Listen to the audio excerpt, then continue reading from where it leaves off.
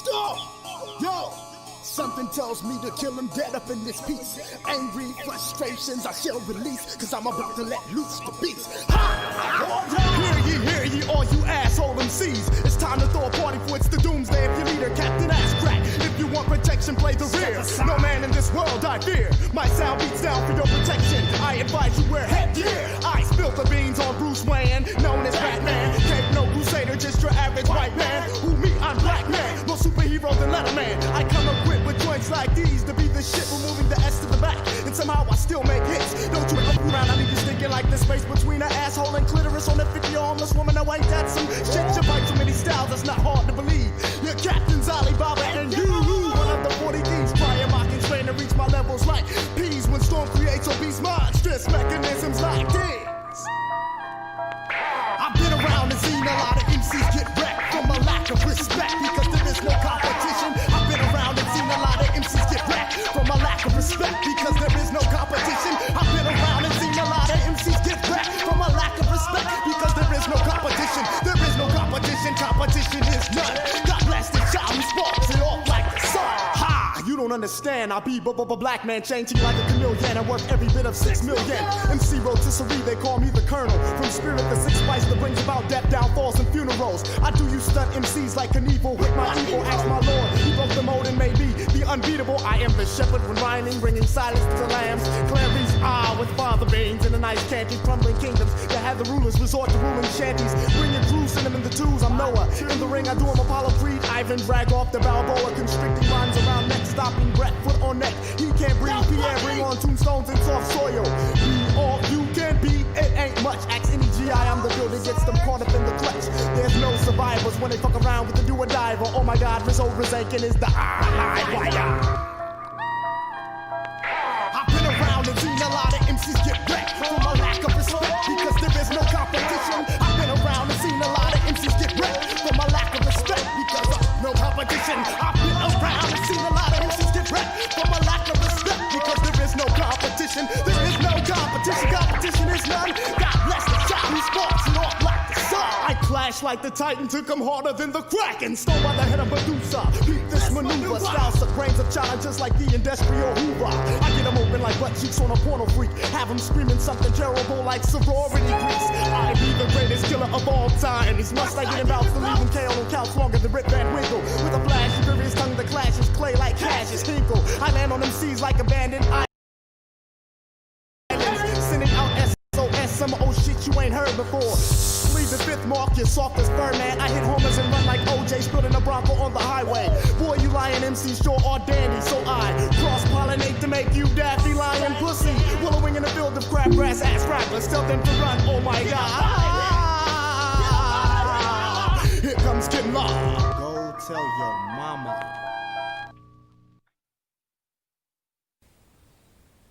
Spirituality supports reality. Spirituality supports reality. Spirituality supports reality. Spirituality supports reality. Spirituality supports reality. Spirituality supports reality.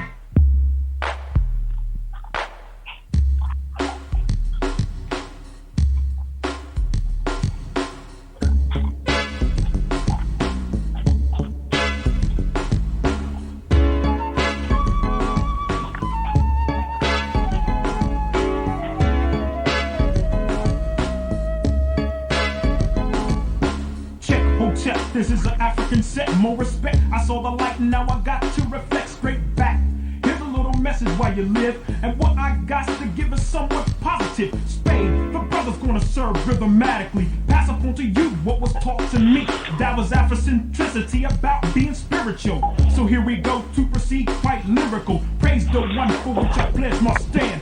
Peace to the creator, word to the motherland. I got to give it up, cause I'm down with Casa. Jumped in the circle, I was told we have to stand together as one in unity. Amongst ourselves, amongst our community. Strong, repelling the interference of genocide. Luther King died to keep the dream alive. Mandela, the fella served 25, still revives. Speaking, teaching others to survive.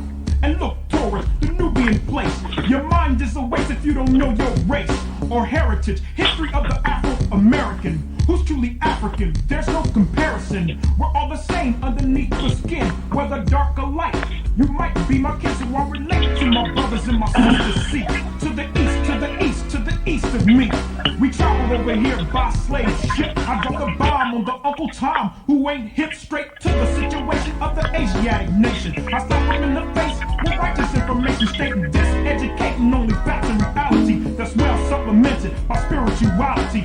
Spirituality supports reality. Spirituality supports reality. Spirituality supports reality. Spirituality supports reality. Spirituality supports reality. Spirituality supports reality. It's quite obvious who my ancestors were. It shows clear, but sometimes I see a blur of anger between me and the past. I look on to what I learned in school, but that's trash, the white man's words. So that's his story. For a sellout example, watch glory. Back to the present days, it's another phase. We strive to know about African ways, the culture, the language, the things that we're missing. Cast out your mind and start fishing. Listen for wisdom, seek words and knowledge. Peace is invited to the United Negro College. There's nothing to do with being black or white, but it's the state of common sense and knowing what's right, what's wrong, what's up and what's down. Put your eyes to the sky and 2 feet on the ground. Now how that sound from one who don't know much, but I know enough to flow. Speak my peace to each, my right, my freedom of speech, and at the same time teach a lesson, expressing myself like a riot, the voice of the unheard or the quiet. Although the chains of bond have been broken, the shackles of the mind is still holding on the same. Just as a rope on a chain, a whip on my back and a cross in flame. The 3Ks say we're inferior, no, so let's show that we're proud and spiritual. Spirituality supports reality. Spirituality supports reality.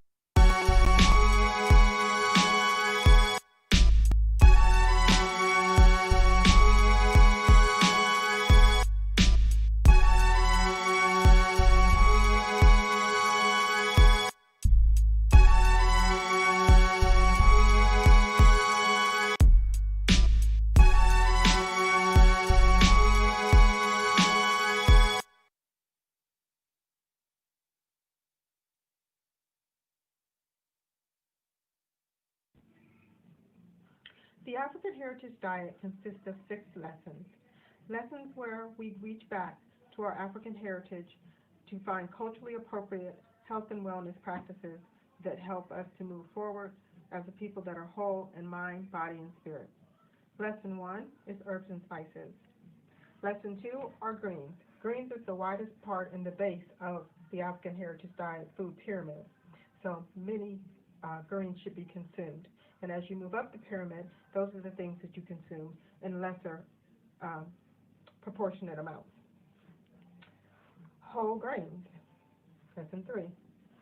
Beans and rice, lesson 4. Tubers and mashes, lesson 5. Lesson 6.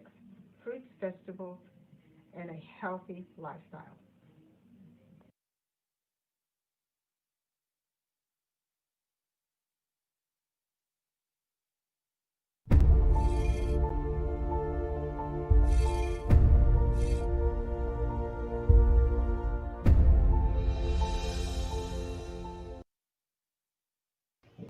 I am a genius. My ancestors were geniuses.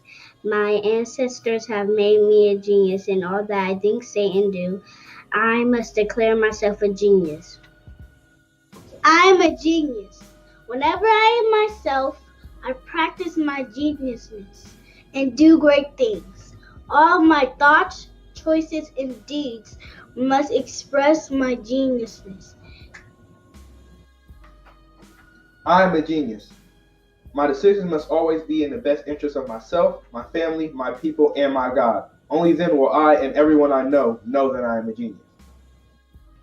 I am a genius. At all times, my geniusness must reflect my culture. My geniusness must serve my God. My geniusness must make me be one in love and harmony with my family. My geniusness must protect my people. Yes, at all times, I must demonstrate excellence because I am a genius.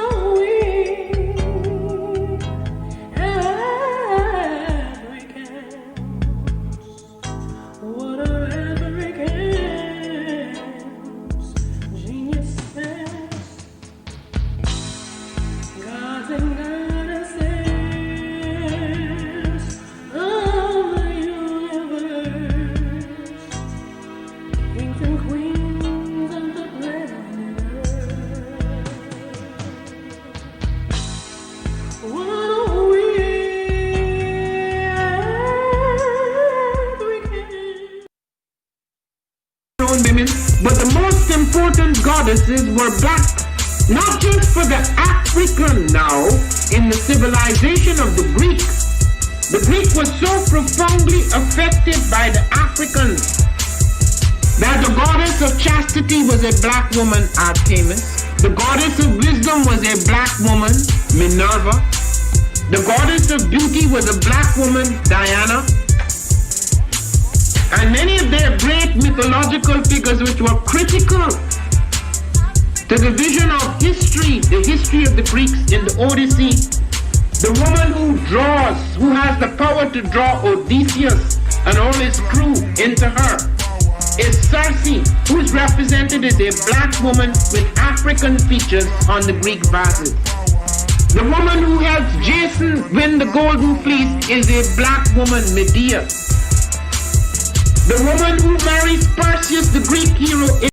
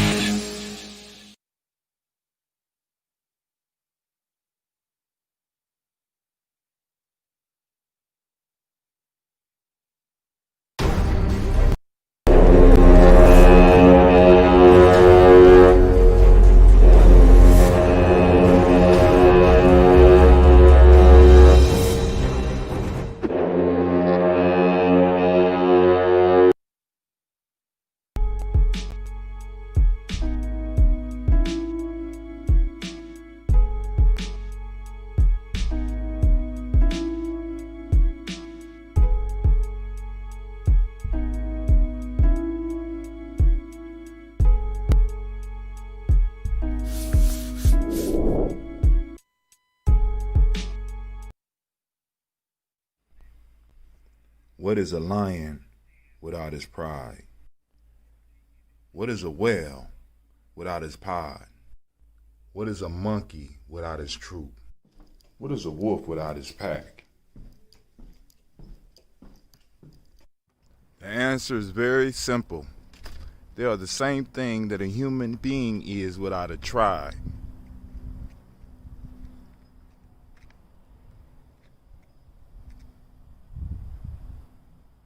Pray.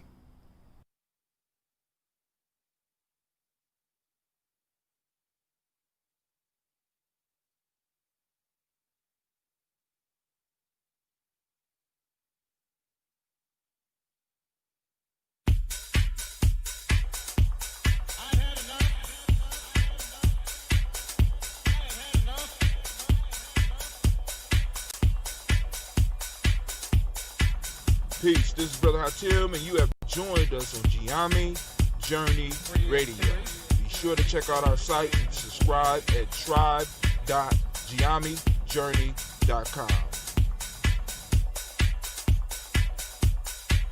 All my brothers and sisters, hold hands and bow your heads. Time for us to get busy. Oh, man. I'm running a little bit late. God standeth in the conduct. But I'm alive. Judgeth amongst the gods. How long will you judge Man. unjust and accept the persons of the wicked? I say. Getting up out that tub was rough today, boy. Justice to the afflicted and the needy. Got home, man. I've been frustrated over the last 2 days. Don't talk about it. They understand. They walk on in darkness. Gotta say goodbye to my chair. My chair. I miss you. Your God. And all of you are You going to a higher purpose. But you shall die like men and fall like one of the princes. Arise, O God, judge the earth. For thou shalt inherit all nations. Allahu Akbar. Man. As we travel down memory lane, that Warrior's Handbook to Life Training. That's the letter I got from somebody that was listening to me. I didn't know was listening to me at the hookah shop. There's some ideas. Oh, man. This is Kadar. Time for us to get started. You are listening to the Gye-Nyame Journey Radio. Oh. Let's get it, man. Keep up with the journey. Check out what we have done in the past. Go to journeyarchives.com. Come on. Bring that beat. I want to welcome you tonight Gye-Nyame Journey Media.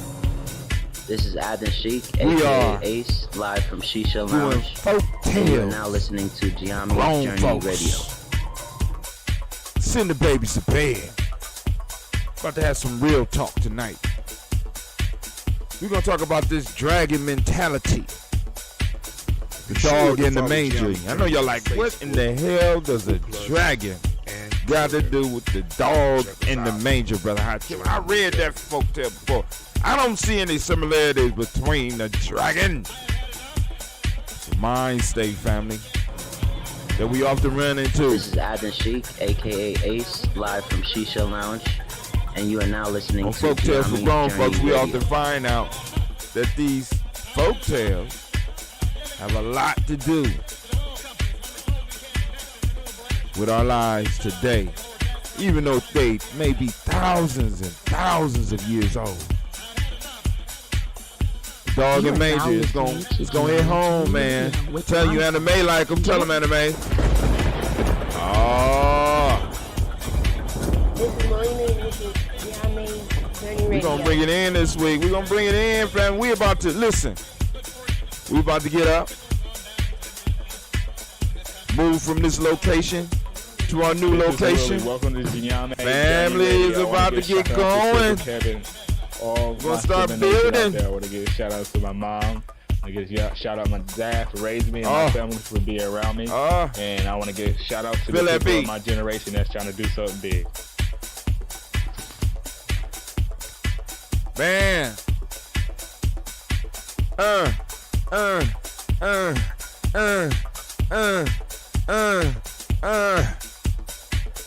Come on in, family. Like and share. Make sure other family members know we on. This is Cleveland. I know I was supposed to broadcast earlier today, but I said, nah, I got to my adventure. Hotep. This man Sor Hotep, aka Mr. Hey, Deity. check it Mr. out. Deity, does it sound good? I think it sounds We're gonna start great. blogging Right every now, day too. I'm listen working to on getting Gye-Nyame back Journey into my Radio. I don't feel like necessarily writing it down, but now I got this new little camera function. We're gonna start doing some blogging. I'm working on getting to the blogging. Hey, it should be skipping. This is Brother Hatem coming at you. This is digital. Live. The hell? You are now listening to the Gye-Nyame Journey. Call your friends. Radio. Let them know we about to break down a life-changing hotel. Put them babies to bed. It's going down. Whoever in the house, let me know. Black line is open, 614-556-4535. Let me help y'all out.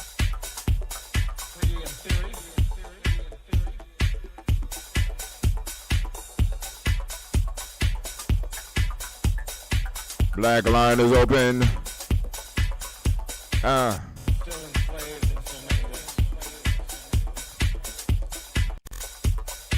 How's it skipping? What's going on?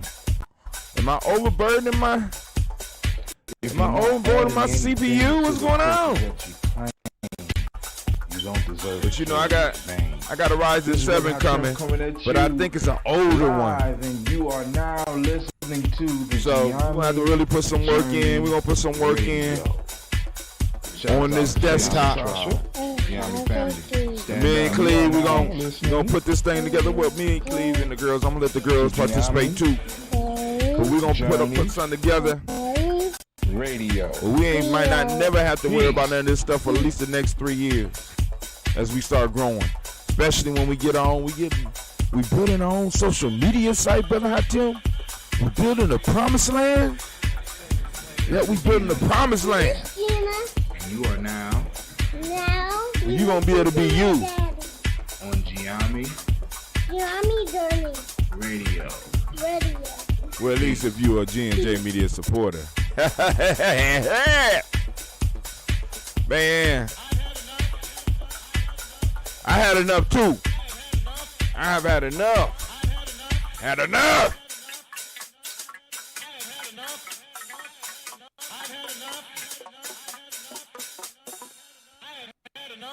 Family, I have had enough. And yes, this is Gina's dad and Sasha's dad and Cleveland's dad and Wisdom's dad and a whole bunch of other young adults' dads right now on the air talking with you. And we are at Folk Tales for Grown Folks. That's right. We kicking it right here with Folk Tales for Grown Folks, and we're going to talk about it today. Black lines are open, so if anybody want to join the conversation, by all means, join the conversation, because it is going to be very, very eye-opening, because you're going to notice that you got some dogs in your life. And I'm going to connect it to the dragon, too, because it's a dragon mentality that has often been portrayed in a lot of folk tales, a lot of legends, right? The dragon represents a mind state. This dog represents a mind state that is very dangerous. And you got to weed it out in yourself, in your family, and in your tribes, and beyond. Because this mind state drags everyone down. And it destroys. All right, so let's go. Let's see. We're going to let's do this one. Give us time to make this switch.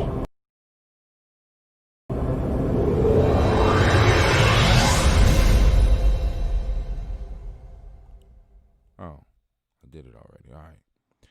All right, cool. So let me make sure we got the proper screen up. I keep forgetting that these transitions take a little while, right? And I'll be slipping. But and my camera be dragging. Look at that. I mean, I'm throwing so much out I can't keep up. So look at that. The whole damn thing froze. Good grief. All right. So the proverb of course, y'all know we pull from Aesop Fables. This is translated by George Fowler Thompson. All right. And this one details, it has some nice translation, but also I want to go through some of the other translations. I'm going to read this one first, straight out the book, so that the book can stay used. It's a very short proverb. Those of you that are on the Nguza Saba Challenge, I just submitted the Nguza Saba Challenge for a workbook, and as far as being able to publish it and to present it to the community, all of those that are G&J Media supporters, of course, you will be getting yours for free. Everybody else, you know what I'm saying? It will be available. I still haven't, I haven't decided the price yet, because it's a small PDF, but it's gonna be one that you're gonna be able to use over and over again, and use it for your growth as well as your own personal initiation. And Gye-Nyame, we real big on initiation. We had a proverb just a couple of days ago, in African Opens to the Tree of Life. We on chapter 2 now, but one of the proverbs we cover says,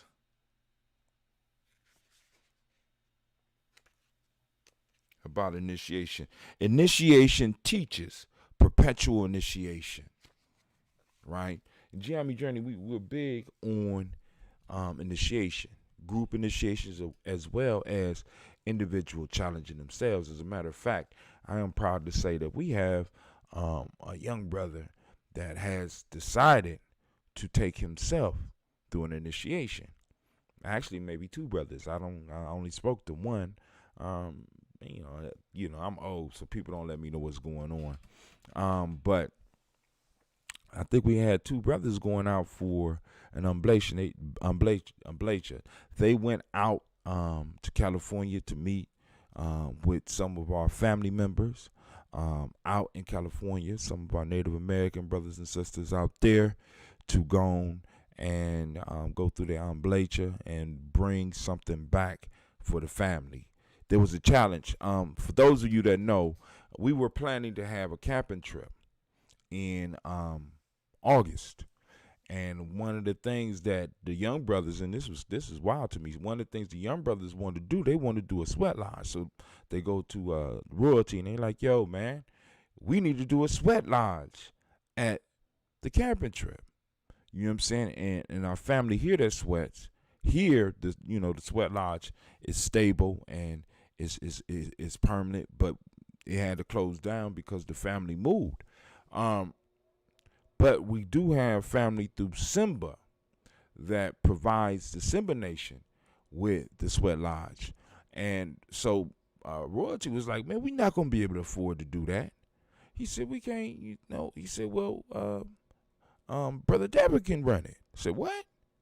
So, I'm walking through and Royalty look at me and be like, yo, the young brothers is talking about doing the sweat lodge. I said, shit, we can't afford the sweat lodge. You know what I'm saying? They talking about Devin could do it. I said, damn, you know what? Devin do remember all the songs. Devin know the songs. He got a good mind for that type of stuff because he's a musician. And I said, well, damn, maybe he could. So I go and I talk to Devin. I say, Brother Devin, the young boys is talking about you doing the sweat lodge.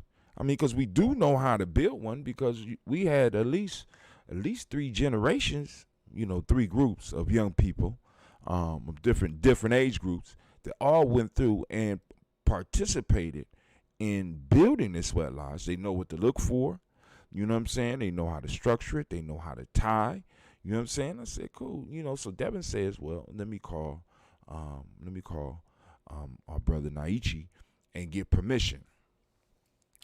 So Devin does that, and I don't hear no more about it. And then we find out that the camping trip is canceled.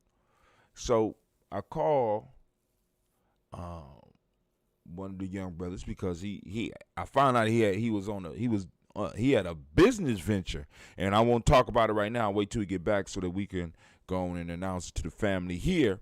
I said, young dude, I understand you got a business. He said, I said, I want to talk business with you. You got time? He said, well, we're going to talk business. I got time, but I got to get ready to get to the airport. So what you mean? He said, well, I'm going to California. I said, you going to California? Yeah. And he told me the story. You know what I'm saying? Because he was one of the young brothers that spoke to Royalty and said that we need to do the sweat lodge. And he made arrangements to go out to California himself with Devin so that he can be trained in how to bring the sweat tradition to Gye-Nyame. I said, oh, my God. I mean, we got some live young people. I want to give them a round of applause because, you know what I'm saying, they knew what they wanted, they knew how to get it, and they made it happen. What can I say? What can I say? You know what I'm saying? That's part of the tradition, right? You know what I'm saying? It's like, yo, you want something, make it happen. Make it happen. That's a key component of Gye-Nyame journey. You know what I'm saying? Make it happen. And I know a lot of people kind of get upset when we say stuff like that, but when you take that mind state, this is what happens, right? You are able to pull the impossible out. You are able to do things that you thought you would never be able to do. The young brothers wanted to bring the sweat lodge. The young brothers wanted to bring the sweat lodge. And what did they bring? What did they do? One of them took it upon himself with one of the older brothers, right? Took it upon themselves to go out and be able to bring that tradition home. Powerful. Powerful. So I need y'all to understand, right, that when Gye-Nyame start going out, right, when Gye-Nyame goes out, right, we taking the sweat tradition with us in the proper fashion. in a powerful fashion out to the woods with us. I can't do nothing but take a breath on that one, right? All right, but anyway, let's get to it. The dog in the manger. I put the dog and the manger. It's the dog in the manger. A dog lay in a manger, and by his growling and snapping prevented the oxen from eating the hay which had been placed for them. What a selfish dog, said one of them to his companions. He cannot eat the hay himself, and yet he refuses to allow those to eat who can. Let me read that for you one more time. The dog in the manger. A dog lay in a manger, and by his growling and snapping prevented the oxen from eating the hay which had been placed for them. What a selfish dog, said one of them to his companions. He cannot eat the hay himself, and yet refuses to allow those to eat who can.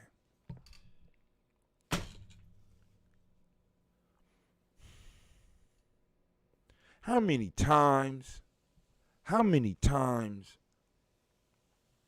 you run into this in your life?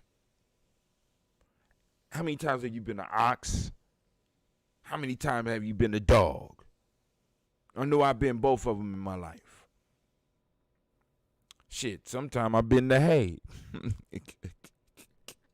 Sometimes I've been the manger, right? See, because when we look at these folk tales, it is important that we understand that all of these are symbols for us to work in our mind. And by us working in our mind, we do what we call in Gye-Nyame wisdom mining. We are able to extract the wisdom that we can. And as we get older, right, and as we work more and more with these stories, with these folk tales, with these proverbs, with these myths, with these legends, we are able to distill wisdom. Wisdom that we don't have to bump our head for, because usually, you know what I'm saying, we get wisdom from experience. We get wisdom from being involved in the thing for a very long time, but there are certain rules of thumb that if we are able to grasp them, they give us insight that we usually would miss. I think they call them rules of thumb or heuristics. And what our ancestors left us was some rules of thumb and some heuristics that we would be able to use to kind of guide our lives. Not even to kind of, but to guide our lives into power. So let's go and look at some other translations here. So here we go. Starting off. People often begrudge others what they cannot enjoy themselves. A dog sleeping on hay will not let other animals eat from the hay. People often begrudge others what they cannot enjoy themselves. I'm going to bring you to that dragon. Hold on. Call in line 614-556-4535. Once again, call in lines 614-556-4535. Here's the Aesop for children. So I'll tell this one, then y'all gonna send the babies to bed, because we're gonna have us a nice little quick conversation about this unless y'all call in. Because this one is I mean, I ain't gonna say it's simple because it's, you know, at where I'm at right now, you know, I'm gonna go on one layer, but maybe somebody out there might have some wisdom that somebody out in the world might need. So stop hiding your wisdom up under a bush, please. A dog asleep in a manger filled with hay was awakened by the cattle, which came in tired and hungry from working in the field. But the dog would not let them get near the manger, and snarled and snapped as if it were filled with the best of meat and bones, all for himself. The cattle looked at the dog in disgust. "How selfish he is," said one. "He cannot eat the hay, and yet he will not let us eat it are you so hungry for it? Oh, who are so hungry for it? He will not let us who will, my fault, let me finish. He cannot eat the hay, and yet he will not let us eat who are so hungry for it. Now the farmer came in. When he saw how the dog was acting, he seized a stick and drove him out of the stable with many a blow for his selfish behavior. Moral, do not grudge others what you cannot enjoy yourself. This is Elliot Jacob version. A dog, for his afternoon nap, jumped into a manger of an ox and lay there on the straw. The ox, returning from its afternoon work, came up to the manger and wanted to eat some of the straw. The dog, in a rage, being awakened from his slumber, stood and barked at the ox. And whenever it came near, attempted to bite it. At last, the ox had to give up the hope of getting that straw and went away muttering. Here's a Samuel Croxall. A dog was laying upon a manger full of hay. An ox, being hungry, came near and offered to eat of the hay. But the envious, ill-natured dog, or cur, getting up and snarling at him, would not suffer him to touch it. Upon which the ox, in the bitterness of his heart, said, "A curse light on thee, for malicious wretch, who will neither eat hay thyself, nor suffer others to do it." Now, let's get to this application, because, these be pretty good. All these proverbs don't have these, but I like just reading through these so that we can, get some different perspectives. The application. Make sure you like and share, family. Click that thumbs up or something, or whatever's out there. You know what I'm saying? Hit that button so that you know when we coming on. Because we don't got the black signal going out no more. Couldn't afford it. But anyway, envy is the most unnatural and unaccountable of all the passions. There is scarce any other emotion of the mind, however unreasonable, but may have something said in excuse for it. And there are many of these weaknesses of the soul, which, notwithstanding the wrongness and irregularity of them, swell the heart while they last with pleasure and gladness. But the envious man has no such apology, as this too makes the stronger the passion is, the greater the torment he endures, and subjects himself to a continual real pain, by only wishing ill to others. Revenge is sweet, though cruel and inhuman, and though it sometimes thirsts even for blood, yea, may be glutted and satiated. Avarice is something highly monstrous and absurd, yet as it is a desire after riches, every little acquisition gives it pleasure, and to behold and feel the hoarded treasure to a covetous man is a constant, uncloying enjoyment.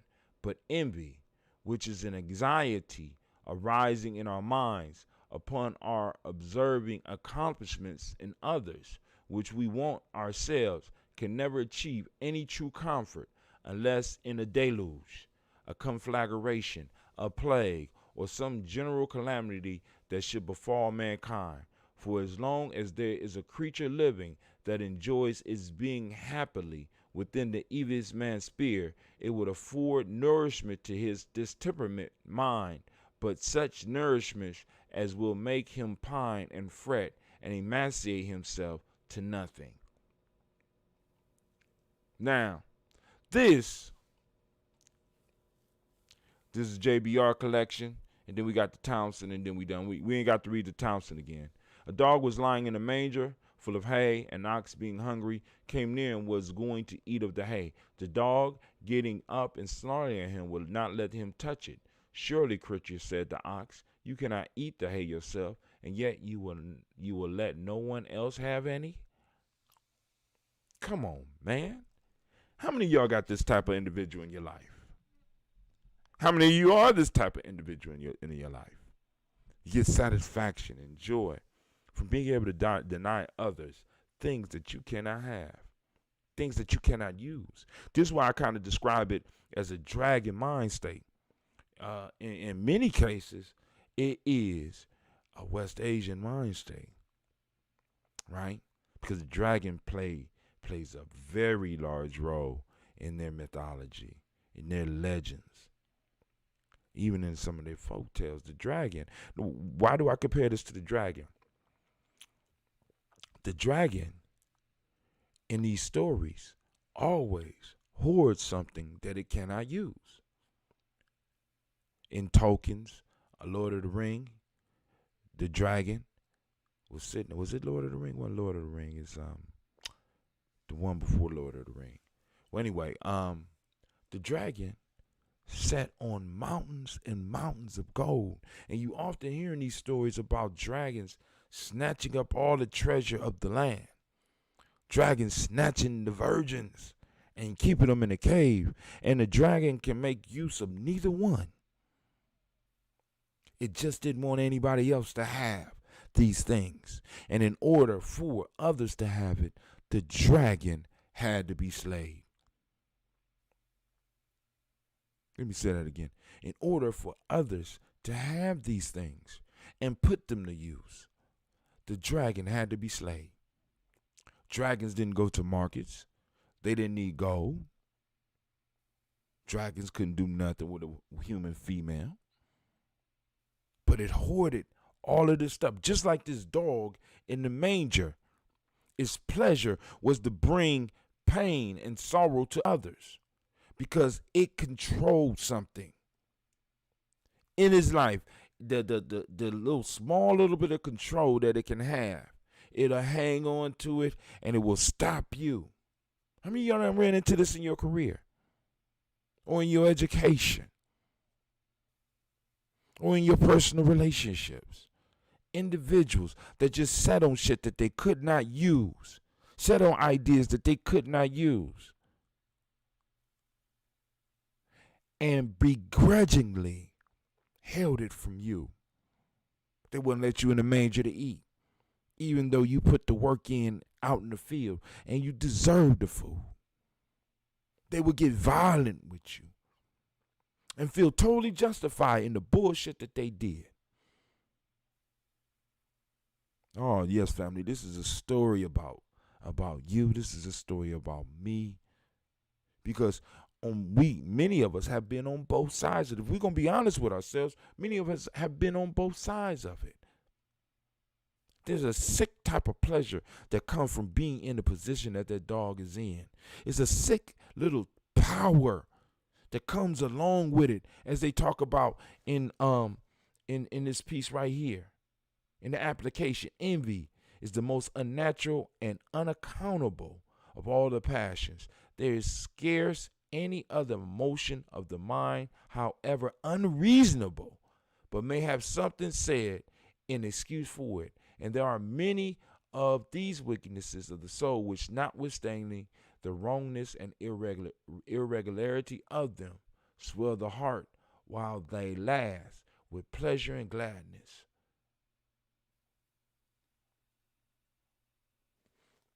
The dog felt a strange type of pleasure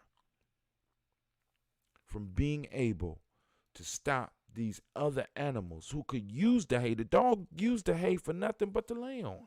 The dog could go lay in the goddamn grass. The dog could go lay up under a tree. But the dog is choosing to lay on something that others can use and selfishly keep them from using it, even though they need it more than the dog does. This brought the dog a sick type of pleasure. How many of us done ran into people like that? Come on now. I know I'm not alone, family. Call in line 614-556-4535. Call in and let me know when you ran into a dog like this. When you ran into a dragon like this, couldn't use the resource, but wanted to hog the goddamn resource, wanted to control the resource. Didn't even know what to do with the damn resource. It just had it. And refused to allow those that could use it to use it.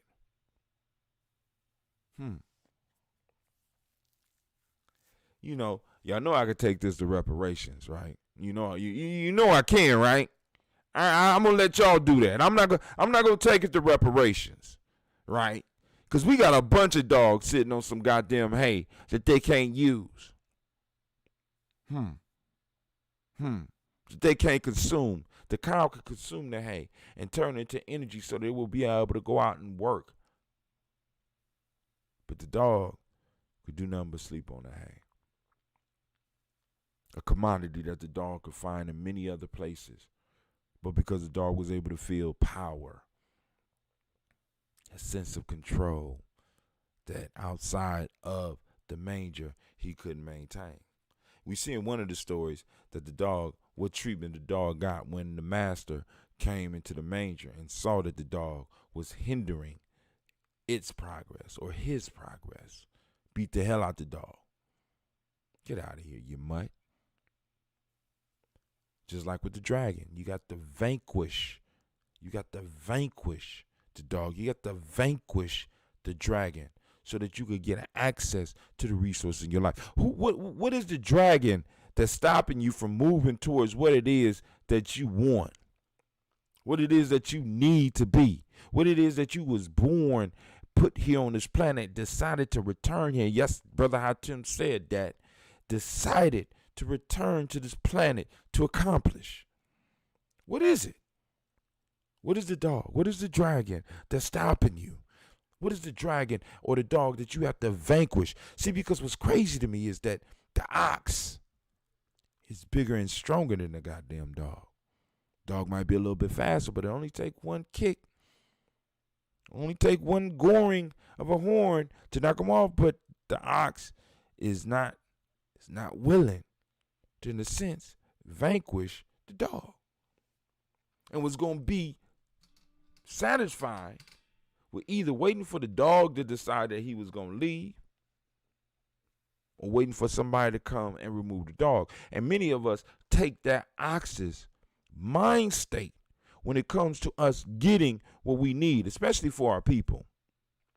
We'll sit around and we'll wait for somebody to have a change of heart before we collect what is due to us. And I'm saying it's time for that shit to stop, family. That dog got to get the fuck up out the manger. You got to get that dog up out your life. You got to vanquish that dragon.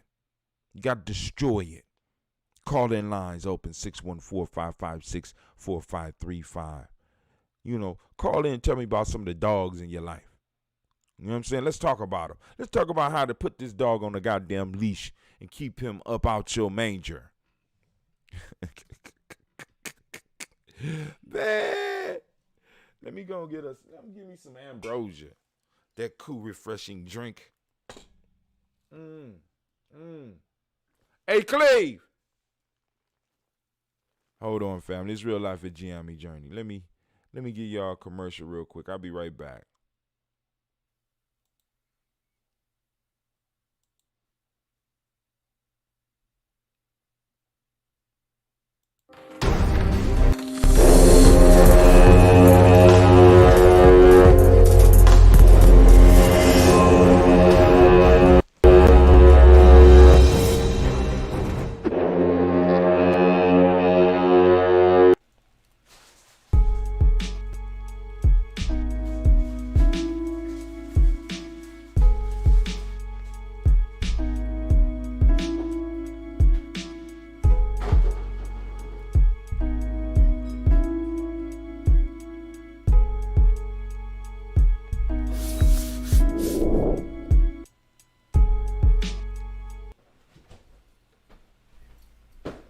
What is a lion without his pride? What is a whale without his pod? What is a monkey without his troop? What is a wolf without his pack? The answer is very simple. They are the same thing that a human being is without a tribe.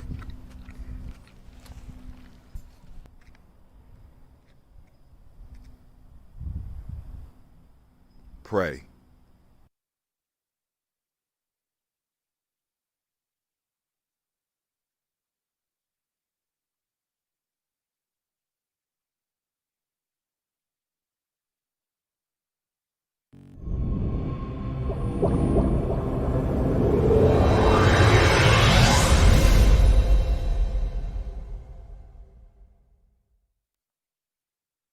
Are we back?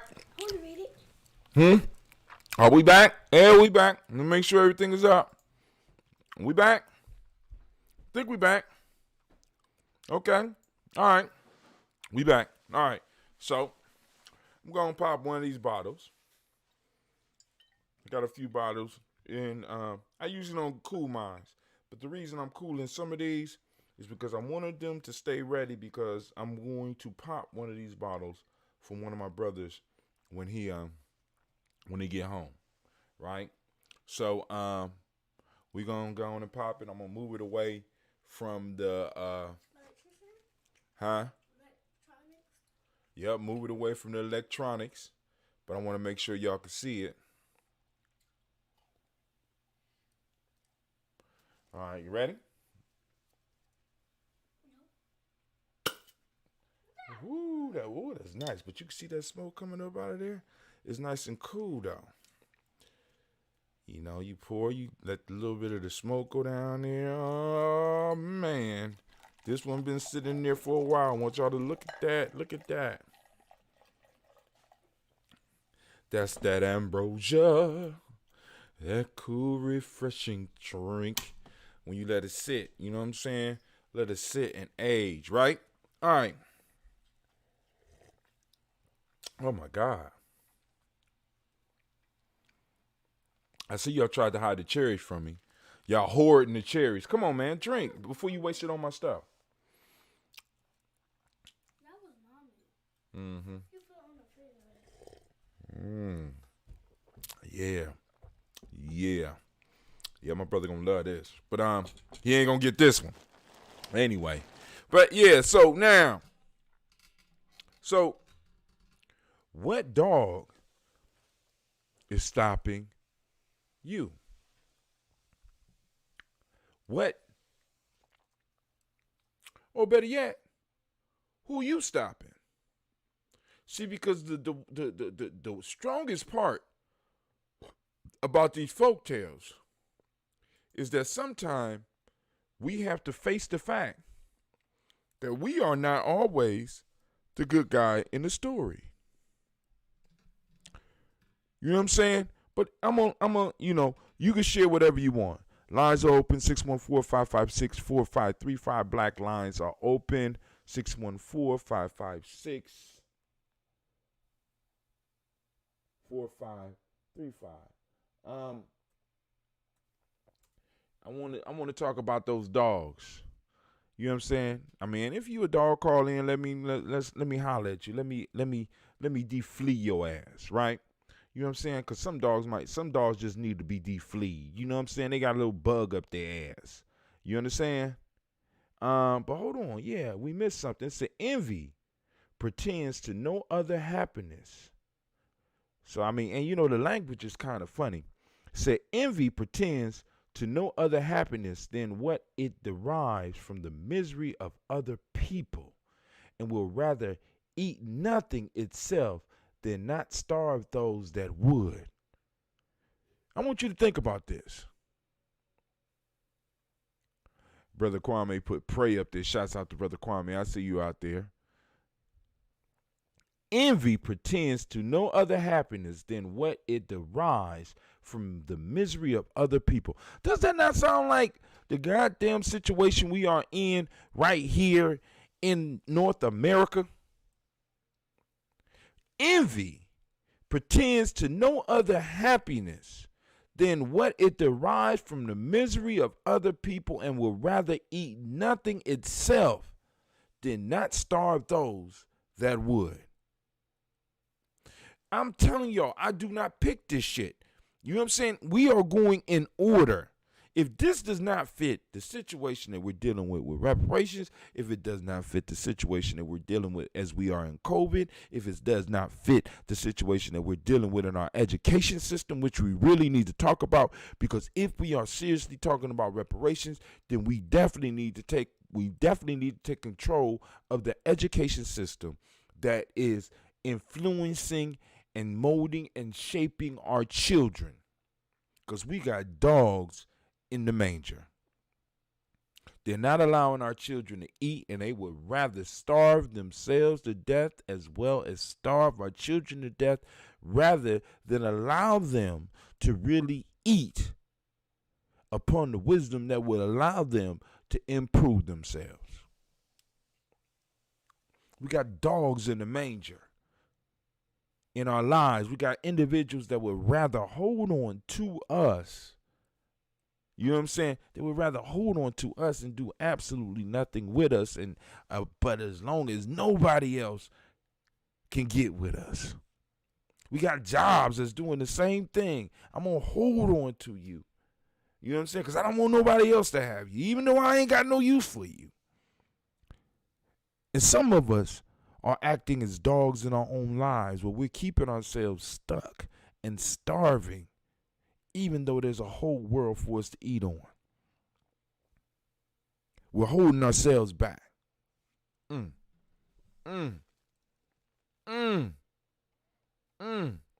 Look, this one right here, man. I forgot. Look, they got rhymes. This one is major. They got rhymes and stories.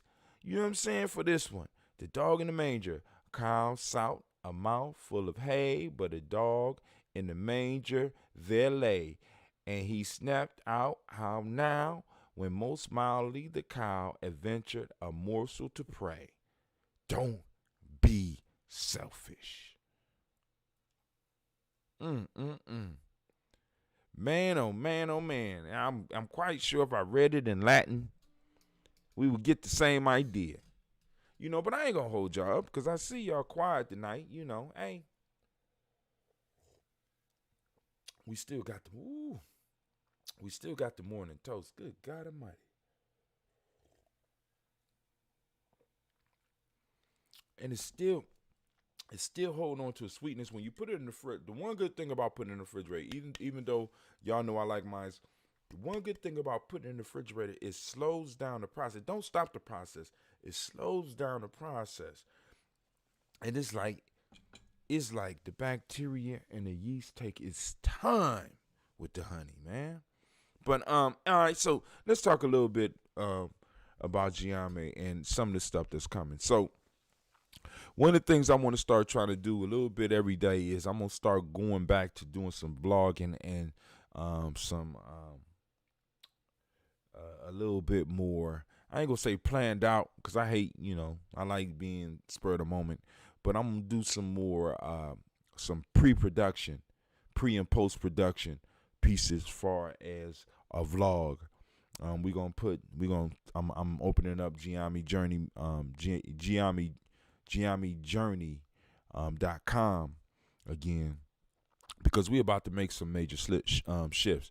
But I need to go on and start uploading stuff to the blog again and get it active once again, because I was writing and maybe the writing will come back, but since the writing ain't here, I'm gonna need to just blog, do little short pieces, things that's on my mind, and just work it, share some of the stuff, maybe share some of my poetry out of my poetry book or some thoughts from one of my books, and keep on building and do some stuff like for the 21-day challenge for some of you out there, so that we could build together. But a lot of the Gye-Nyame Journey property is going to be changing.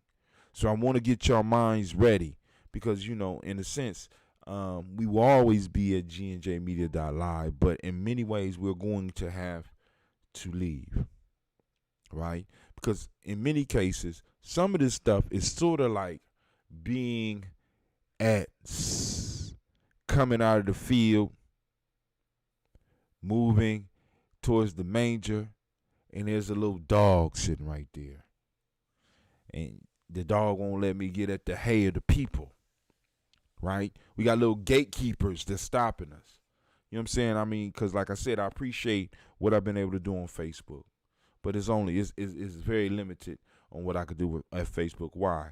Because even though Gye-Nyame Journey is mine, you know what I'm saying, the platform belongs to somebody else. YouTube is, those of you that remember earlier this summer, I got cut off of YouTube for a little while because the platform belonged to somebody else. It took me a while to get back on Periscope The platform belongs to somebody else. And I can't begrudge it because the hay, the barn, the manger, it all belongs to somebody else.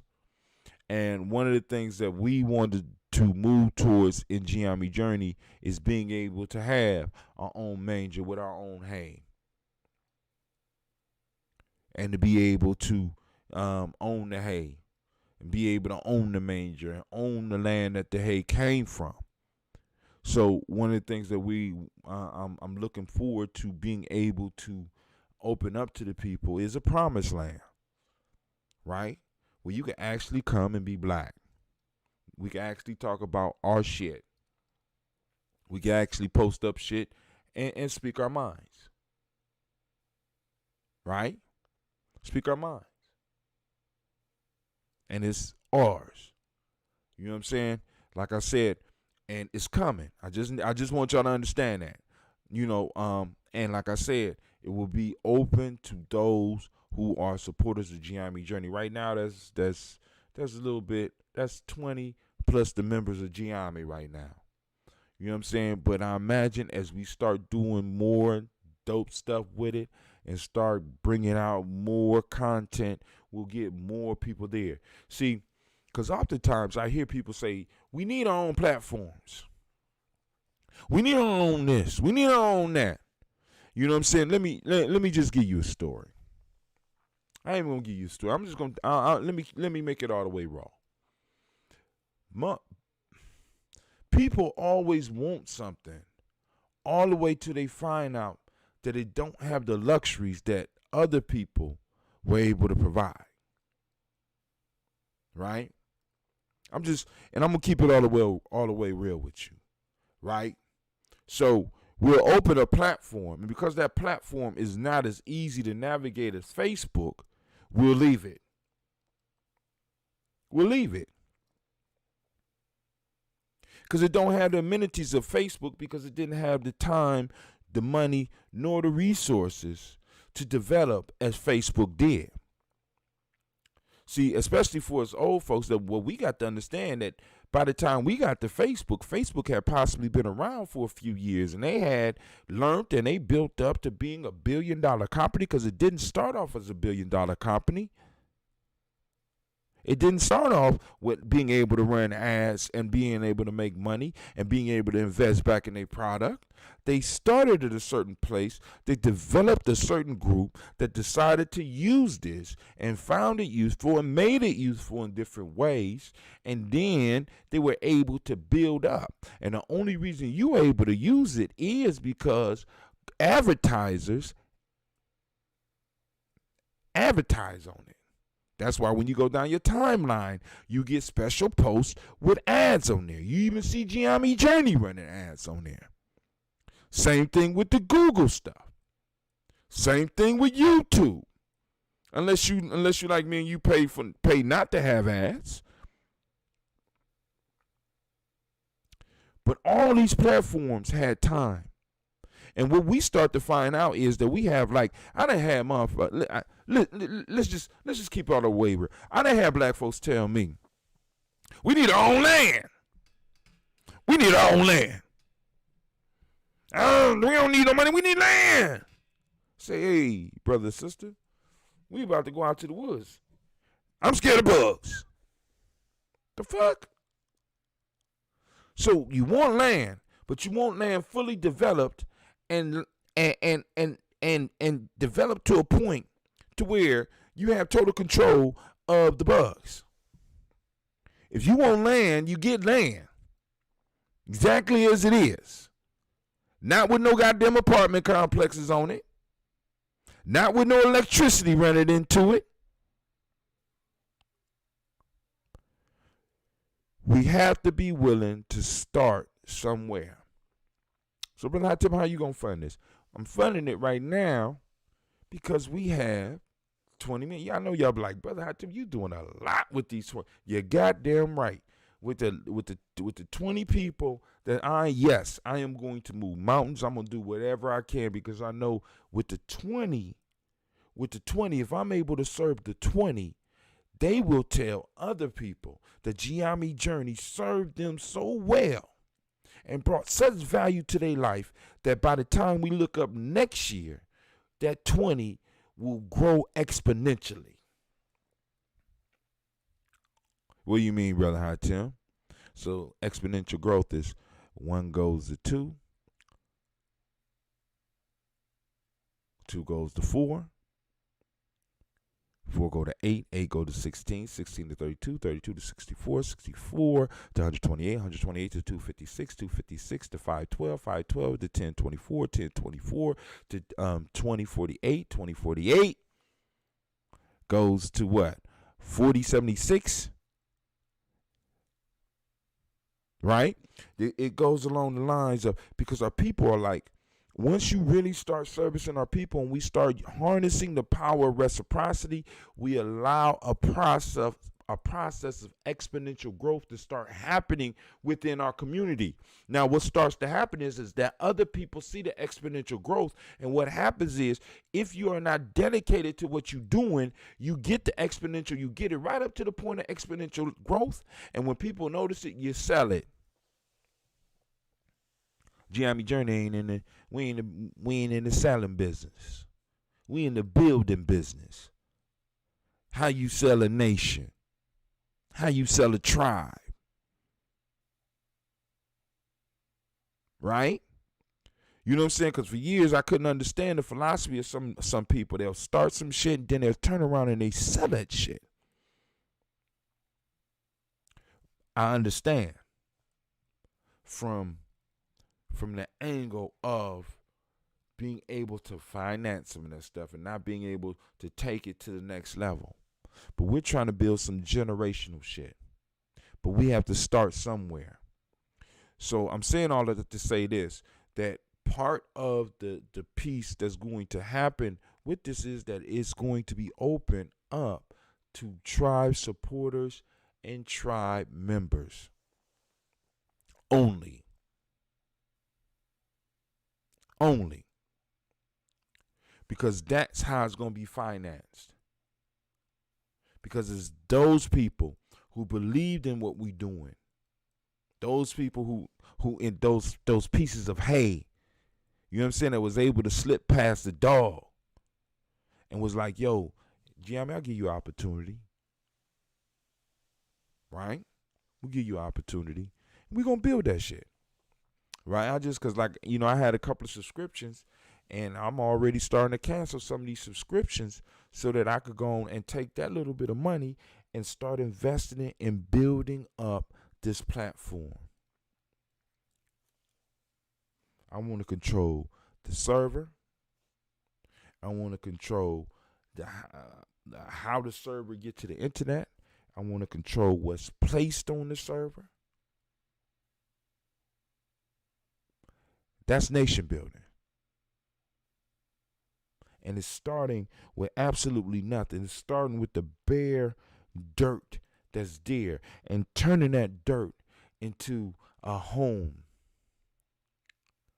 That little plot of land, making that plot of land be able to produce. That's what nation building is all about.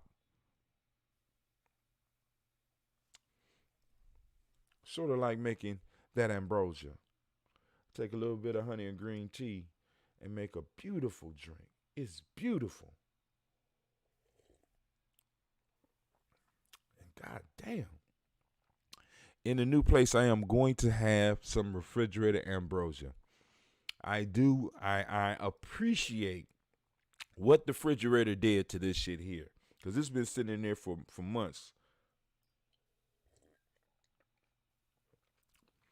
My wife gave me a little bit of space in the refrigerator. So that, because she's like, why are you taking up the space? I said, this for my dude, my brother coming home. So I'm gonna pop it. I got a couple more in there for him. So that we could just sit there and mellow out and talk. Also, family, for those that are interested, Gye-Nyame, through a partnership with Urban Gems, we are able to start providing people with greens if they want them. You know what I'm saying? I'm thinking somewhere between $4 and $5 a pound. Fresh organic greens. You know what I'm saying? Because like I said, we got since we can't do no damn festivals, we gotta get super creative. I gotta get creative so that we can get a little bit of cash flow going, because we can't do them all, right? And like I said, had a big vision for tomorrow, but once again, it ain't. I mean, family, please understand, because this is part of our issue.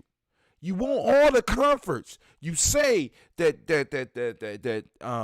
this society is oppressing us, and you say that they don't treat us right, but you want all of the same comforts when it comes to us. How? When I have been oppressed like you my whole life, when I have been held back like you my whole life, when I have been struggling like you my whole life, how can I provide you a better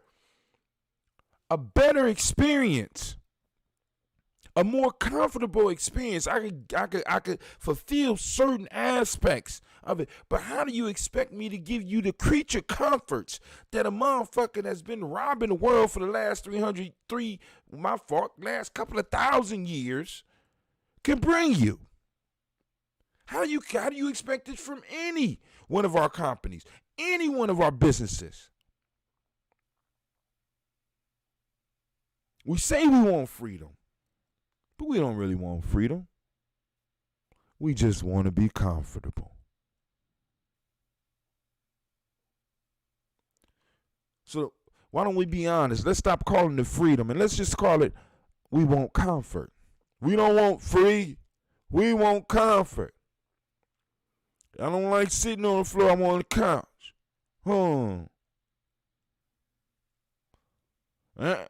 I don't want to work in the fields with my hands.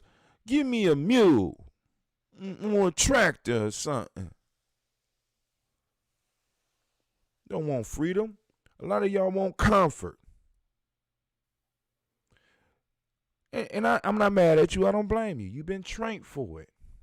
We all been trained to find, to be comfortable, to be able to make everybody around us comfortable. That's why that's why we don't raise no fuss about how they educating our children. That's why we don't raise no fuss, until now about how they police us. That's why we don't raise fusses. You know what I'm saying? That's why we don't finance the politicians to get up in there to raise a fuss, because we don't want to raise a fuss. We kind of want to just slide up under and be comfortable. I just want to lay down on master's feet just a little bit. Stop playing. The game time is over. You know what I'm saying? I got people talking about we need land or what they willing to do, but then when we talk about going out to the woods, they scared of the dark. They can't sleep on the ground. How the fuck you talking revolution? You can't sleep on the ground. Somebody please explain that to me. Don't like mosquitoes. Can't use the bathroom outside. So what the fuck you talking about? What are you talking about? You talking about being comfortable. Stop playing. Stop playing. That's what we need. We really need to have a conversation. And when we're talking with some people, we need to really be clear with them. Stop playing. We don't need money. We need land. We need land. Where your garden at?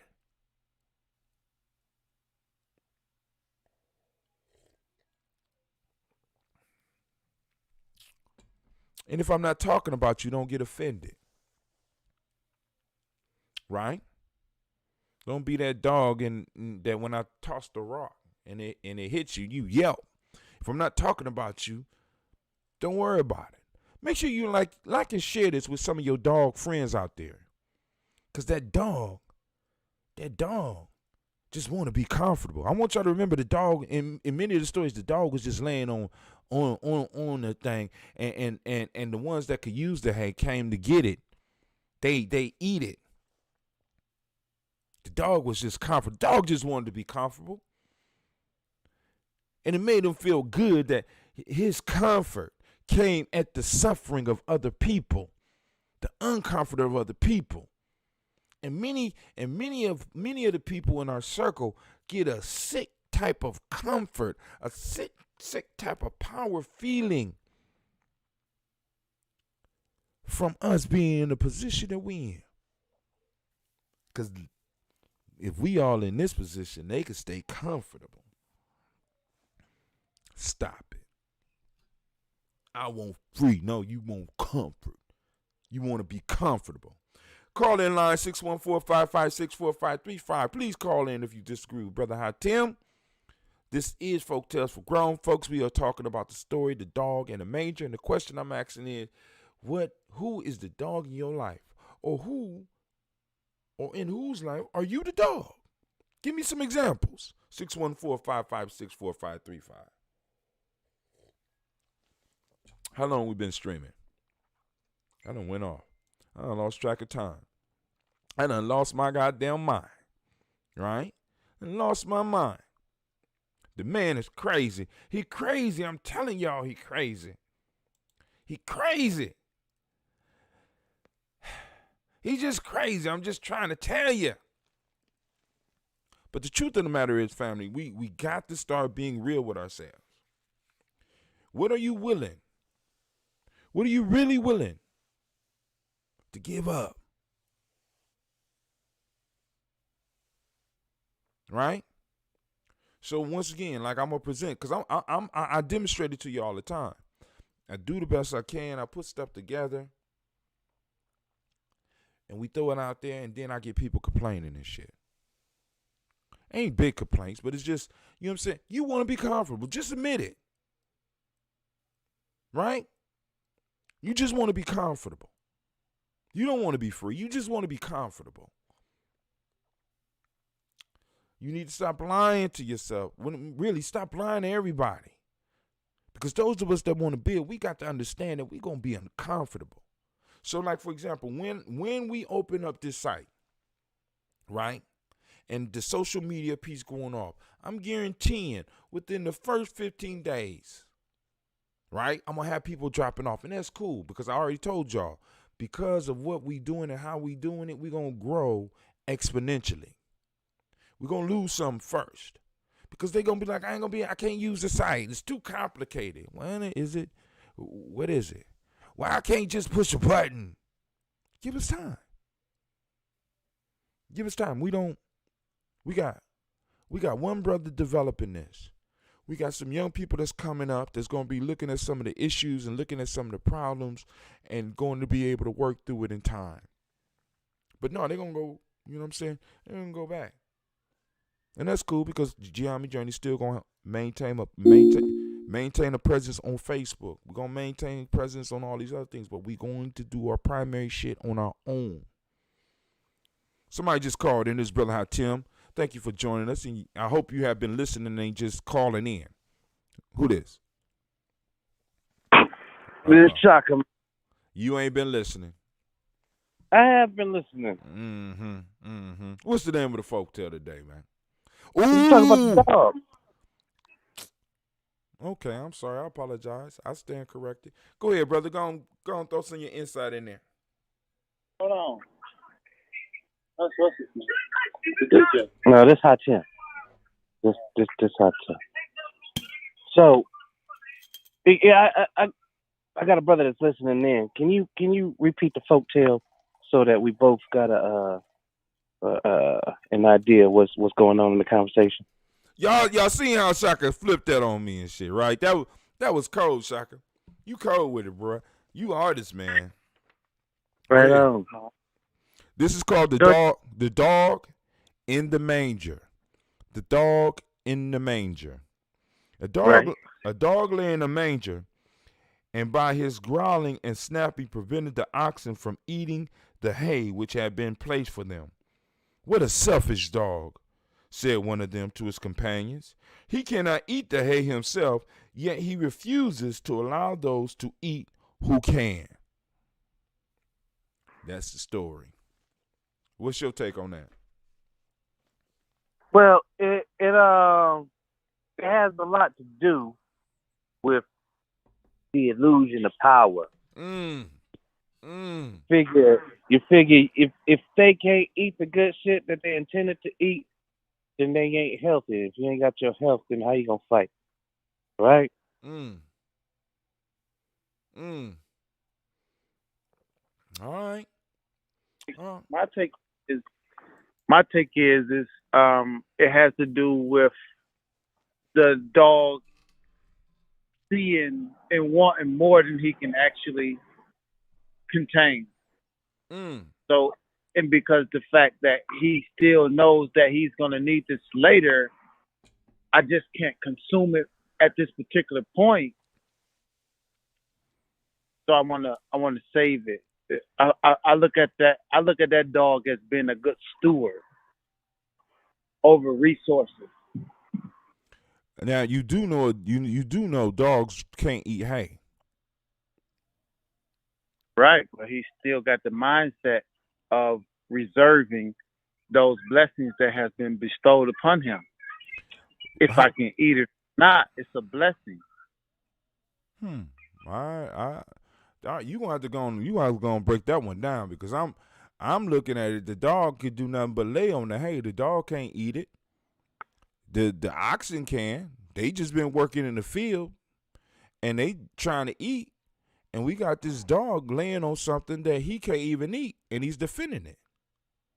I think I call that bitchcraft, fuckery. You know what I'm saying? You said he a good steward, so go ahead. Go. So who is to say that the dog rest is less important than the consumption of the human food? Because that human can still survive without eating that day, as well as the dog. Now, it wasn't humans, it was ox. The ox. Right. So the ox. So who's to say that the ox is better than the dog as far as eating or sleeping?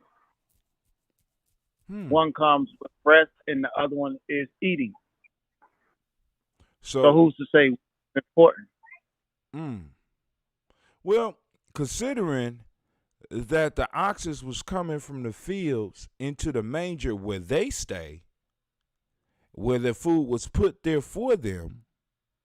Now you adding on to the story, but no, go ahead. I'm not adding on to the story because if you know about farms, you know that if the ox are coming in, it says the oxes are coming back to the manger. This is where the oxes stay. The dog don't stay there. The dog is okay. That's not the dog's place. The dog eats absolutely no. The dog eats no. The dog eats no. The dog eats no hay. Hey, go ahead. The dog. Hey. No, you. I was just filling in your statement. The dog doesn't eat the hay. He was resting on the hay. Right.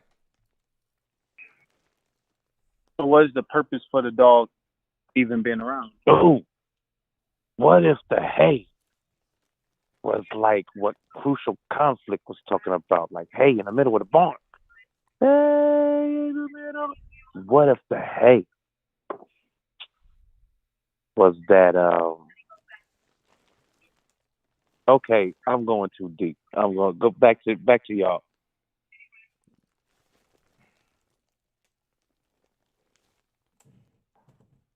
I'm listening because I've been talking about this one for an hour.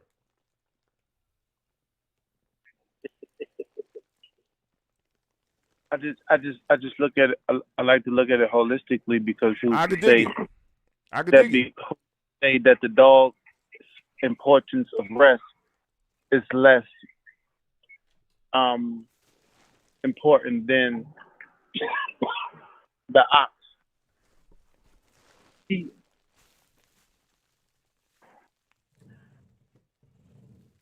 Because what other purpose does the ox serve? Well, see, here's the thing. All right, so in this scenario, you know the ox is doing all the heavy, all the back-breaking work.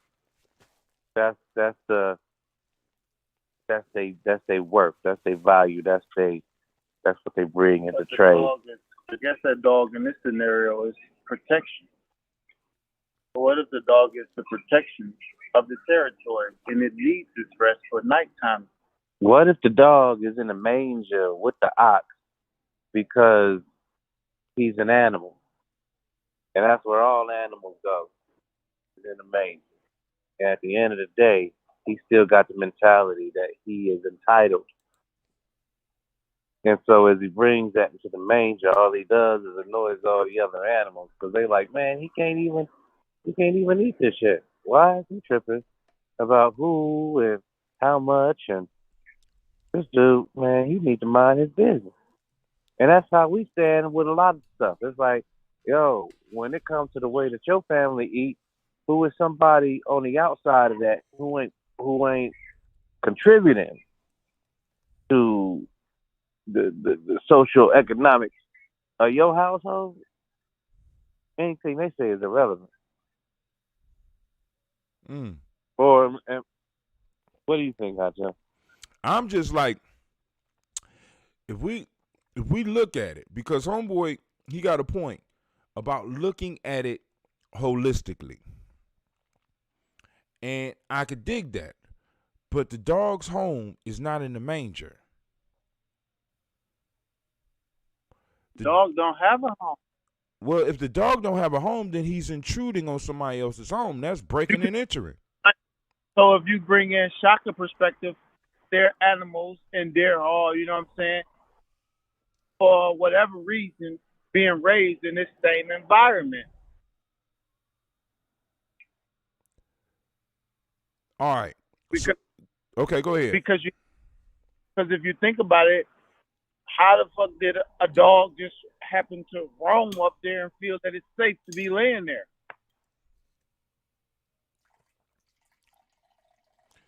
Just because you feel safe in laying someplace doesn't mean that you're supposed to be in that place. Animals are not stupid. They only rest in a place of comfort. Okay, but it don't mean it's the right place. I had a dog. I had a dog at one point in time. His name was Power. When I first got Power would sneak on my couch at nighttime and be very comfortable. Because he was not trained.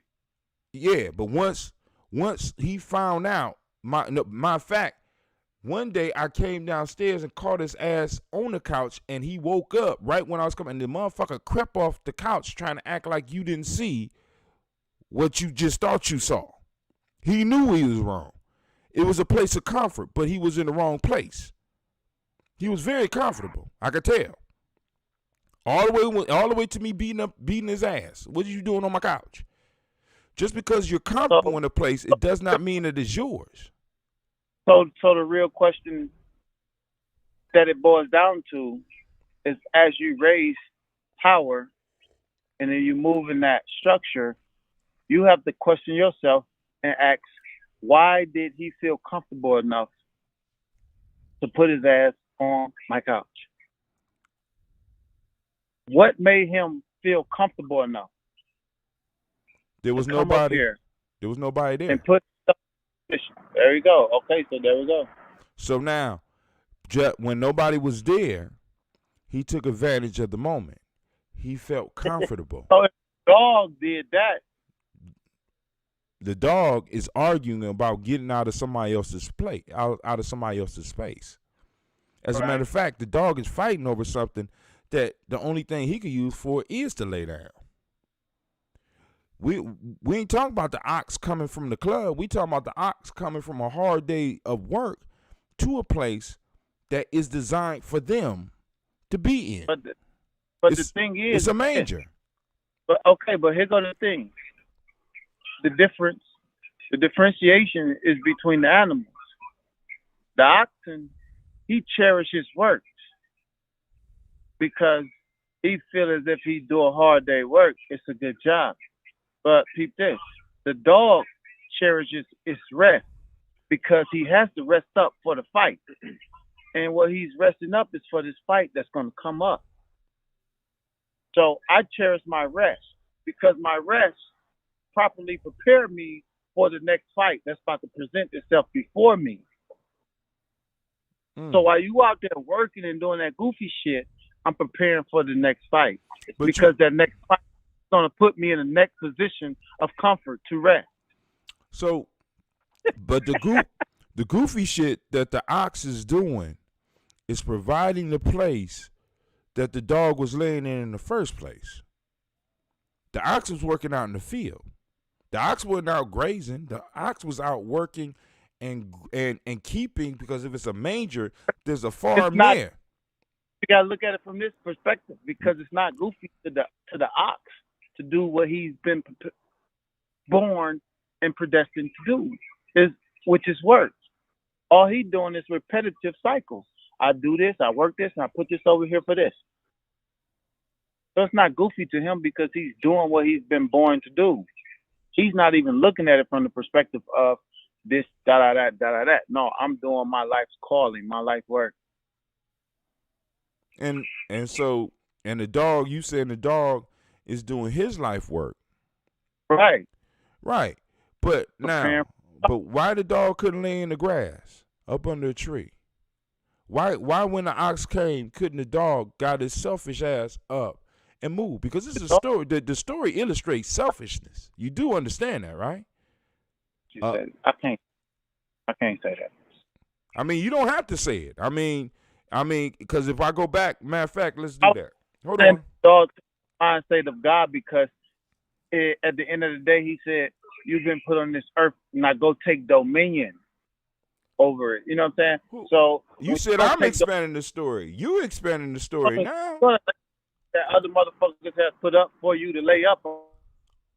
You know what I'm saying? Because he told you to go take dominion. That means the shit is already put up for you. All you gotta fucking go do is go put your feet up. Wait, so he's taking on the mind. What world is this? I mean, I want you to name a world where an individual that is actually a conqueror can actually just go and put his feet up. Where's that at? The world you living in right now. Nah, dog, the world don't exist like that. And white superior. And it's white supremacy. What do you mean it don't exist like that? No, bro. I mean, really, stop. Why don't you listen? Show me how this world exists like this. Because in order for this world to exist in the way it does for them, they have to be willing to maintain it. This shit is not because your ancestors or even you is just laying on your ass and just gave up. This shit is by force, constant and forever action to hold you where you are. If you really look at this parable, I am really looking at it. Okay, can I finish? Go I'll ahead. let you talk. The oxen is the black man. The dog is the fucking white man. Mm-hmm. And that's what the fuck this whole shit is. So when you ask me what type of world is that, that's the world we living in right now. We the oxen as black people. So we if do we all the work, all this shit. Right. We do it all. So how can you look at it from if the oxen is you, how in the world are you justifying the dog's action? I'm not justifying. I'm just looking at it from holistically, so I can prepare myself to move differently. So you know what I'm saying? I'm not nothing. Just because I look at something from a different perspective, that doesn't mean I justify it or rectify the position that you're in or the position that you're taking. Only thing that I'm doing is understanding that, okay, I may see where you're coming from. And though you coming from that way, I'm not going to say you're right, and I'm not going to say I'm right. I'm not going to say you're wrong or you're wrong. That's what wisdom is. Wisdom is the understanding of both ways and choosing your position. Mm. That's what wisdom is. Seeing things from both perspectives and then choose your position.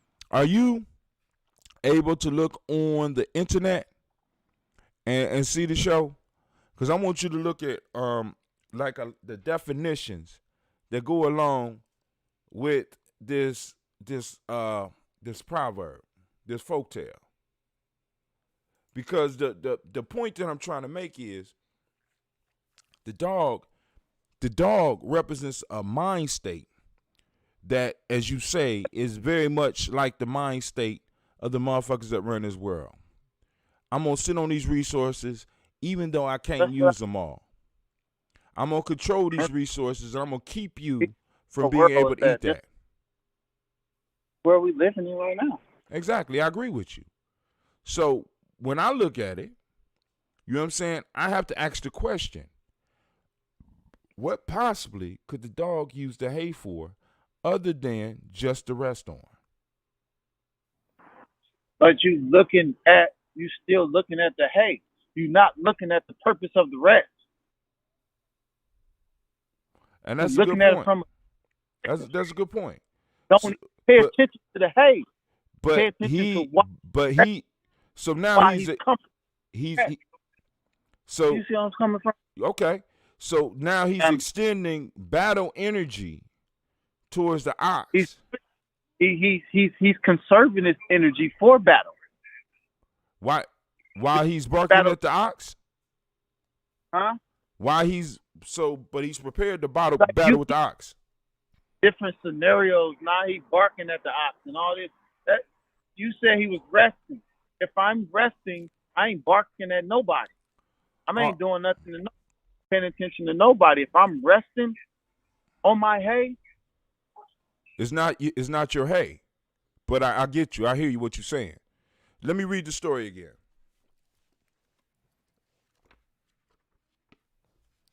A dog lay in a manger, and by his growling and snapping prevented the ox from eating the hay which had been placed for them. What a selfish dog, said one of them to his companion. He cannot eat the hay himself, and yet refuses to allow those to eat who can. That's it. Okay.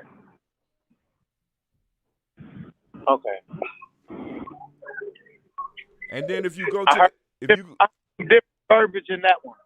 You said who? I heard different verbiage in that one. No, that's the same one I read at the beginning. I know, but I didn't pay attention to the verbiage like that. I was just looking at, you know what I mean? Right, I hear you. So it's different. I don't even care though, but still have to look at it from holistic. I still can't see all being wrong, and I still can't see me being right for letting him, after I know I did all this day's work, bark at me and sit his ass up there.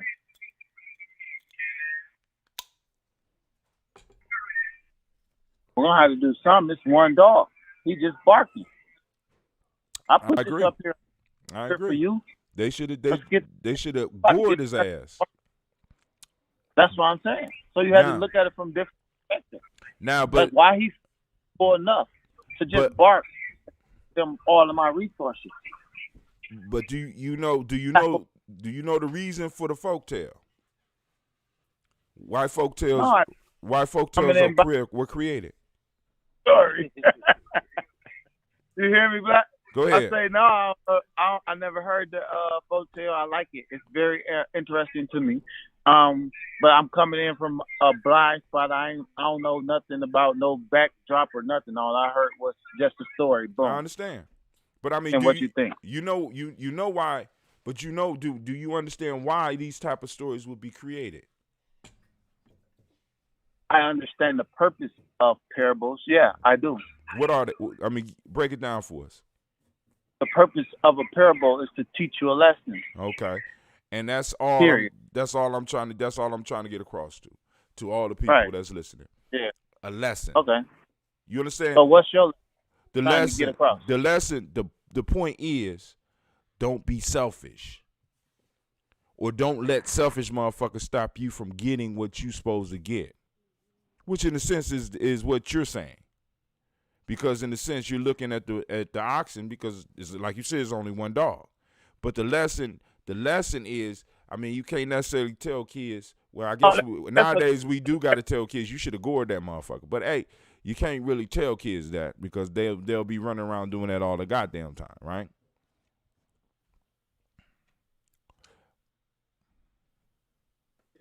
The lesson I got out of it, which is the lesson I get out of everything, because just look at it holistically.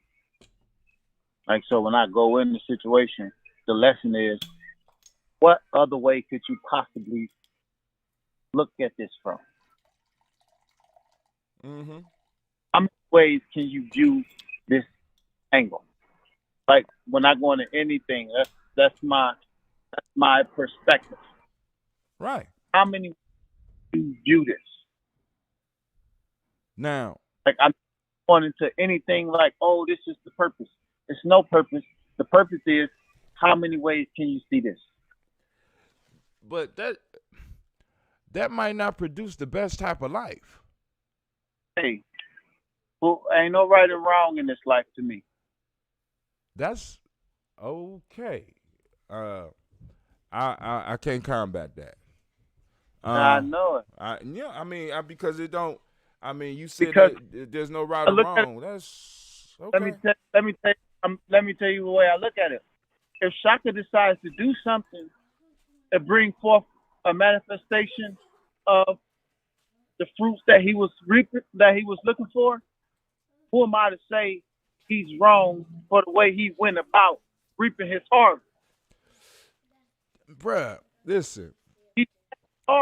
How do you form a society around no value in how things are done? You can't build like that. You know, I have to be concerned. I have to be concerned about how the people around me move, because how they move affects me. So if you don't have any scruples and you can get whatever you need to get any way you want, you can't be in my tribe. That's some bullshit. That's what we got going on now. That's why we can't build in our community right now, because motherfuckers is running around here doing whatever the fuck they want to do.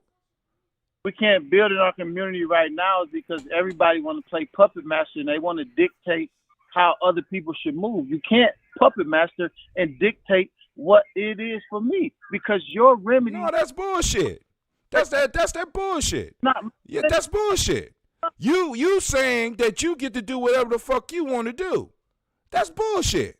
You got children, I got children. We both got to be concerned about how everybody move around our children. So a motherfucker could come around us and be like, yo, my lifestyle is fucking little girls. And you got a daughter, and I want to fuck her. Is it okay? What you mean you can't dictate? What kind of shit is that? You're going left extreme. No, bruh. You the one left it. You the one that left it open. You said anybody could do what they want to do. I won't even think in that manner, because I don't even look. But hold on. So now what you're saying is you got scruples. There is a limit.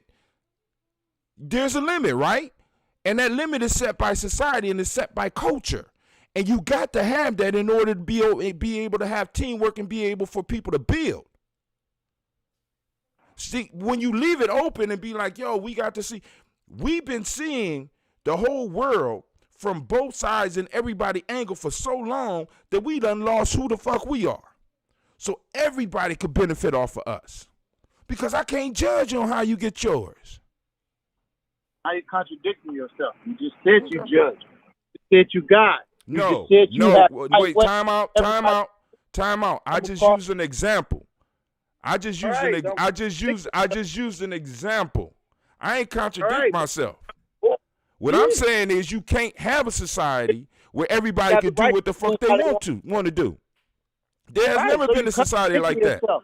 People got a right to move how they want to move, or they have to move how you want them to move. Oh, my God. Which one is it? You got to pick a side. I don't have to pick a side. You got to pick a side. You're not clear on what you're talking about, bro. I want to move. I picked my side. Oh, my God. No, you ain't even pick a side. You said people could do whatever they want to do. That's a side. No, I picked my side. That is not. You gonna let who? I'm gonna let God dictate how I move. I don't have to move to please a man because this man said that because he did this and he brought a certain manifestation, then everybody should do this, because if you do this, move like A and B, then this manifestation is going to happen. It's not. Just because you implemented a certain strategy or certain psychology, that doesn't mean if I still implement that same exact thing, that the same exact manifestation is going to happen. Oh my God, I hear you. All right, now, but hey, it's 10 after 10. I'm about to get up. Actually, it's after 11, because y'all came in like, an hour. It's almost 11. Yeah, it's after 11. No, it's 11:11. Yeah. Clarification. Okay. All right. So, but hey, I want to thank y'all for calling in. What's your name, bro? So I can, Yeah. Go ahead. Sincere. Say it again. Sincere. Sincere. Okay. All right. I want to thank you, Sincere and Shaka, for calling in. Family, we're about to call it a night here on the journey. So, like I said, all these proverbs and folk tales, go and get out of them what you need to get out of them to live your life. But, I'll see y'all in the morning. And this is Brother High Tim, and I am out.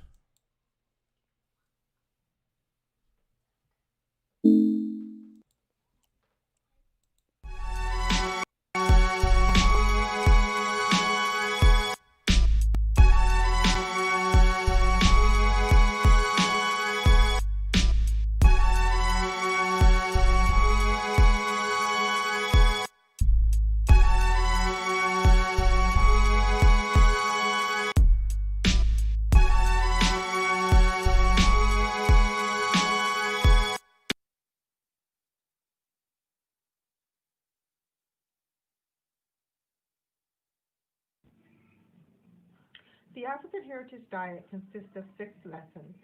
Lessons where we reach back to our African heritage to find culturally appropriate health and wellness practices that help us to move forward as a people that are whole in mind, body, and spirit. Lesson 1 is herbs and spices. Lesson 2 are greens. Greens is the widest part in the base of the African Heritage Diet food pyramid. So many greens should be consumed. And as you move up the pyramid, those are the things that you consume in lesser proportionate amounts. Whole grains, lesson 3. Beans and rice, lesson 4. Tubers and mashes, lesson 5. Lesson 6.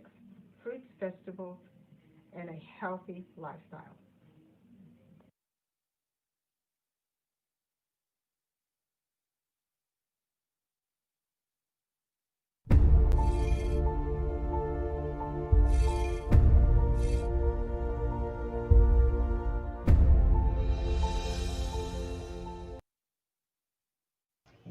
I am a genius. My ancestors were geniuses.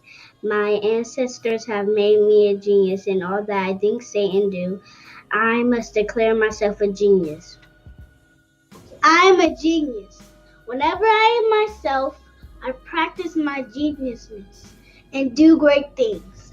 All my thoughts, choices, and deeds must express my geniusness.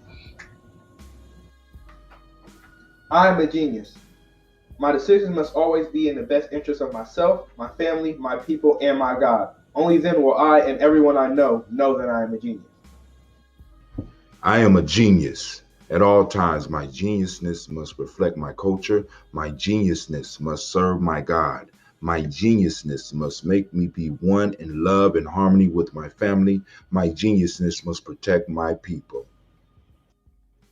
Yes, at all times I must demonstrate excellence because I am a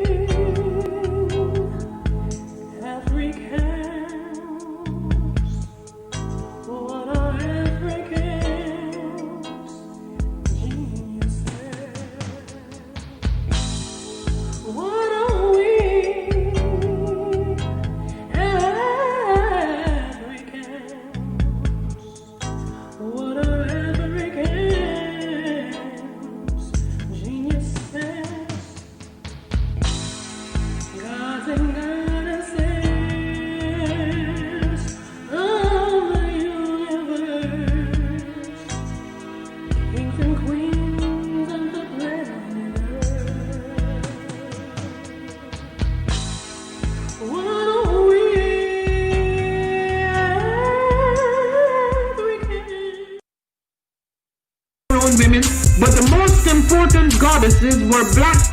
Not just for the African now, in the civilization of the Greek. The Greek was so profoundly affected by the Africans that the goddess of chastity was a black woman, Artemis. The goddess of wisdom was a black woman, Minerva. The goddess of beauty was a black woman, Diana.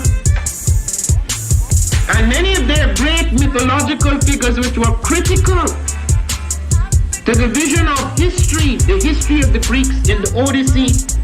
The woman who draws, who has the power to draw Odysseus and all his crew into her, is Circe, who is represented as a black woman with African features on the Greek vases. The woman who helps Jason win the Golden Fleece is a black woman, Medea. The woman who marries Perseus, the Greek hero,